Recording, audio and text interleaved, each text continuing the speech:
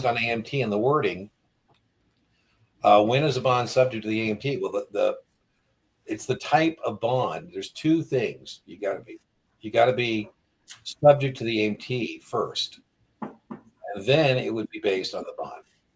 And yeah, they're not going to be tax free. So Brian put it on the board. It's called an IDR, Industrial Development Revenue Bond, or IDA.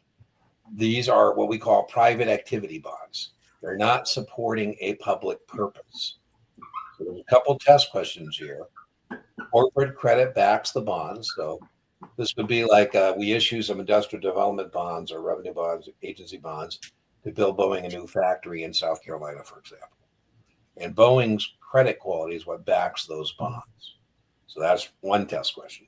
Second test question, I say, are you, Macy, subject to the AMT? Now, it's a binary suitability question. Don't get in the weeds here. It's a simple yes or no. If the client says yes, then we're not going to recommend industrial development revenue bonds because they're subject to the AMT.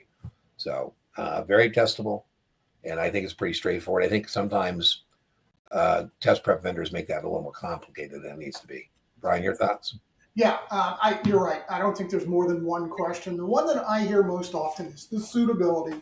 If you know your customer's subject to the alternative minimum tax, then you're not going to recommend this. Anything else is suitable other than this thing, right? And again, just like Dean said, you can call it a couple of different things: industrial development bond, industrial development revenue, private purpose bond. You just got to worry about those little synonyms sometimes. But it's the only bond. The only bond. It's subject to the AMT. The only one.